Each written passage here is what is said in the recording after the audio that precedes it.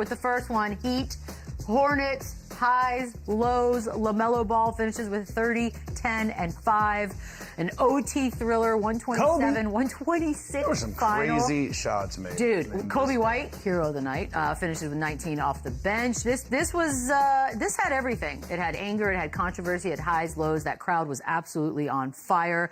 But we're going to start with LaMelo Ball because he did have that foul on Bam that sent Bam back to the locker rooms for the night. Did have the nice 30 and 10, but he was 2 of 16 from 3. God bless him for still shooting. And then ended up with a game winner, which I guess makes us forget everything. So how do you describe the night that LaMelo Ball had? Roller coaster. And again, I think he put himself in a situation where he made some mistakes. And this team is going to do that. Like when you get the experience and the opportunity to play in games like this, that they're high intensity, they're winner go home.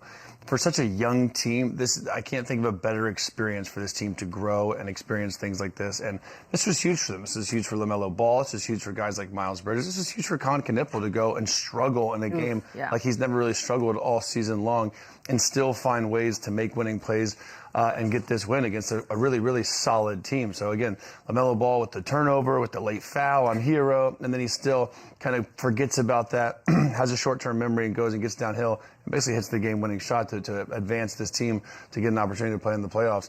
This is the type of experience that this young Charlotte Hornet team needs to get respect from everybody, from coaches, from fans, from opponents, and kind of just to look in the mirror and be like, we are for real, and this is going to be just another stepping stone towards our future and how good we can be. Yeah, this game was on brand for Melo. It was on brand. It was all over the place. He made great plays. He made bad plays. He made up for the bad plays. He made up for the good plays. He doubled down on some of them. It was a highly entertaining basketball game, but you could just tell the playoff and the play-in inexperience that these guys had.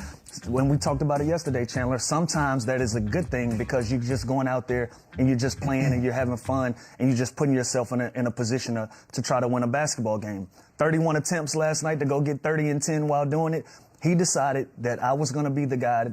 This was going to go one way or another, and I was going to be in the thick of things. So it was on brand for Melo. It was some plays I scratched my head, whether they were good. It was some plays that I scratched my head where they were bad. At the end of the day, he made one more play than the Miami Heat, and that's what they needed. There was about 6 different times in this game where I thought the game was over. Both ways. Both ways. I thought the Heat had it, and then the Hornets went up 6 early, and then the Heat went on the 8-0 run late. This was such an unbelievable game, and I think I've talked about this in every postseason since this has begun.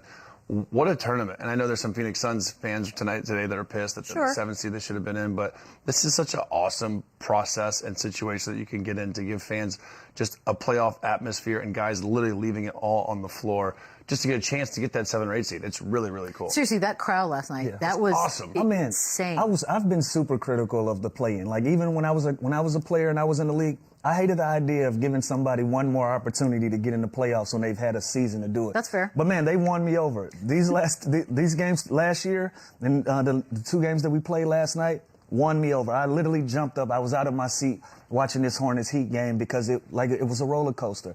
Both teams had opportunities to close the door, and every single time that you thought it was over, something crazy happened. Yeah, there was a lot of yelling alone at this TV in this one. So the LaMelo part of this, of course, this is the controversy that occurred in the second quarter. He and Bam Adebayo, he grabs the ankle, pulls the leg out from underneath. That basically hurts Bam bad enough that he goes to the locker room, does not return. His back is a little bit injured on this one. The question now is, should he have been, should have been ejected in the moment. They couldn't review it because that was the rules, right? Like nobody stopped it. Yeah. We've got some SPO sound before we get to y'all's opinion on what exactly occurred here.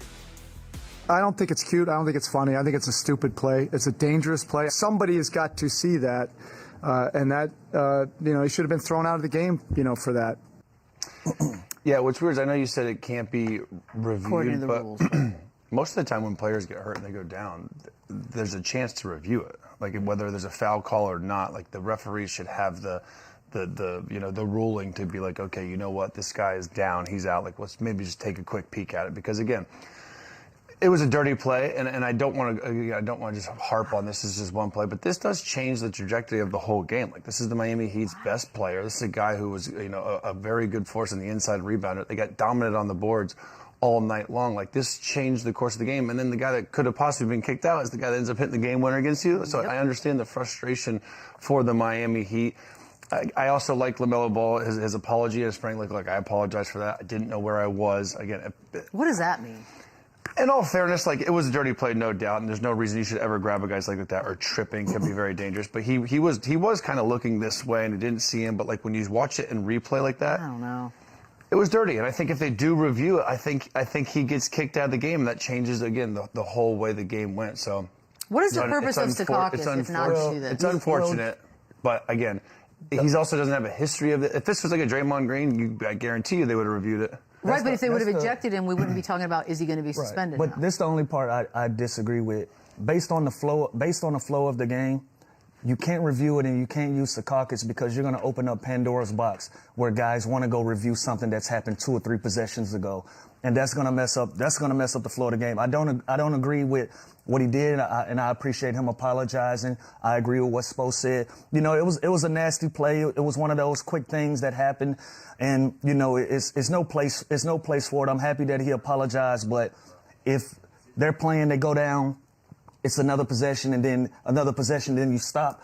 I don't want to review that play because there's going to be a ton of plays that's going to come up that somebody's not necessarily going to be hurt. It's going to be whether you feel like somebody is out of bounds or whether there was a foul call or something of that nature, where guys are going to want to go back and look at plays or review plays that were 2 or 3 possessions ago, and that's going to mess up the flow of the game. And I feel like we already stopped enough as it is. So I agree with everything, but I disagree with the fact that once they do stop playing, if 2 or 3 possessions go by, then we should review it. That's going to open up a can of worms that we're going to hate. So now, I guess, as a coaching staff, you have to have strategy put in place where if something does happen like that, you need to give a foul. So you give your team an opportunity to stop the game and be able to review it. I guess so. That's a strategy. Because that's the only way you can do it. Because Zarba even said that there was no whistle in real time. The play continued with a fast break, and it wasn't stopped immediately. Which is so you crazy. can't go back and review And also, how often does this happen?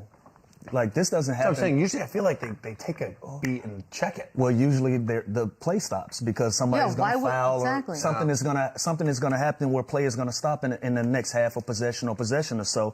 But after that, if you're going up and down, I don't want the game to be stopped every single time that a player, like, imagine if we add some more of this to the game as it is. We can't add any more of that to the game as it is. And so you hate to see a play like that happen. I'm glad LaMelo took responsibility for his part in it. I don't know what you can do in hindsight. If there was no foul called, if there was no stop of play, how can you look into suspending him for a play that technically he wasn't penalized for? Do you think they're looking at it, though? Like, do you think, I mean... I'm sure there's been a conversation, but again, what is the standard? What is the standard? I don't know. If you can go back and say, well, you didn't call a foul, you didn't stop play, you didn't review it, but you're going to suspend me after the game based on, like, we're gonna open up a different can of worms of things to happen in a game where every single time down the court, somebody's going to feel like they're getting the short end of the stick. And I would hate for that to be the flow of the game. 2 things, too. Like, when I saw the play in real time, I didn't notice anything dirty. I didn't notice the swipe either. I didn't know the trip. So, like, I always say referees have a tough time being able to call such a bang-bang play. But, like, when I needed the replay to see what actually happened. So in Zarba's defense, it was impossible to see it in such a quick-hitting play.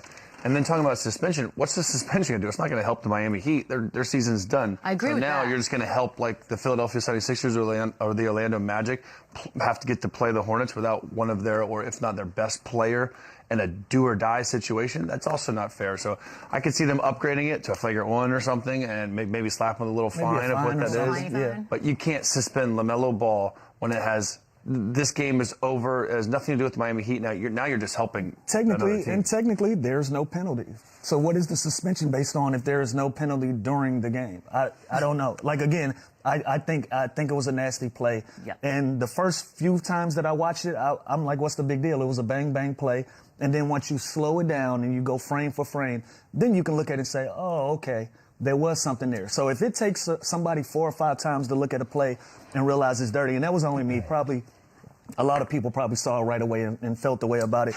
But me personally, it took me 4 or 5 times to watch that play to see what actually happened. And that was based on replay. That was based on slow motion and all of those things. So again, you can't do that because now you're going to open up something where a guy's going to be like, look, hey, like that looks bad, but that's not what it looked like when I was watching the game. So can I I mean, since we're always constantly thinking about changes that the league could make or rules that maybe need to be tweaked a little bit, there's a fourth ref in Secaucus sitting in that room. Maybe that person's job is to be like, hold on, that was a blatant bad moment. Let's just put a pin in it and take a look at it. Like it's the refs, it's a call that the ref would make. But then again, like Lou said, there's already so much stoppage, like for the flow of a game, but for this the doesn't happen all viewing. the time. This was blatant when you watched it. But again, if you're going to start doing that, if you put that into the process, guys, think about how many.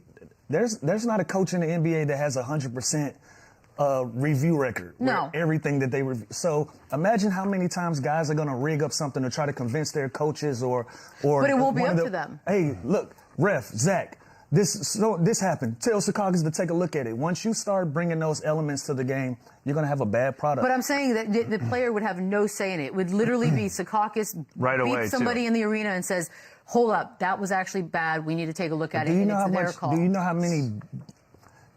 many holes, little pushes, little elbows. Sneaky little elbows. Felt so blatant. This felt so blatant to me that I'm like, that's a rough one.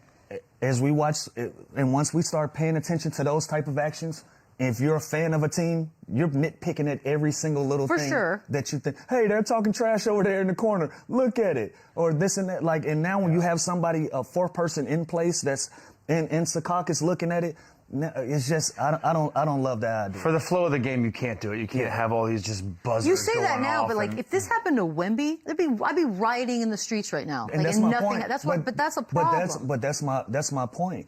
The minute that you open up that door, it's going to be somebody with a problem every other possession because they're going to want it to be reviewed because you have stake in the game. You want something to go. But does it result in a player being hurt badly enough that they cannot return to the game? Like that's a big part of the story. With you. I agree with you. But then if they do change that, though, there's going to be players that are acting more hurt than they are just to get the review to see if they go back and challenge. Like there's always going to be a gray. Yeah, but if I can convince you, and I can act like I am out for the rest of the game and I'm laying on the floor just to get that buzzer to go off to review it, I'm going to do that. You're not an honest person. If you're not in that building, and I know this is based on cameras, sure, I'm going to selling it. Because that basically the only way to have seen that was to just be watching on camera and then the slow mo. Like if you're right, if you're the guys on the court in real time. That was a tough one. So you can't add those elements to the game. Dang it, y'all. You can't. What you can do is you can have Spoelstra have someone there that saw it and be like, hey, take a foul, give a foul, so it gives you time to go and review it. Yeah. But if there's been a couple field goals traded back and forth, you can't go back and take those away either. Like life just went on. And he's over there in pain. It sucks that it happened, and I'll continue to repeat it because it would sound like we're defending the play, but we're not. It was a stupid play. I agree with Spo on that. But again, it's just for the flow of the game and for they already say we flop and foul bait and all of these things. We don't need to add any more referee activity to the game. Yeah. We got plenty. All right. I'm just thinking. Want to talk a little Canipple? Eesh, that was a tough one. One of his worst actually performances of the entire year.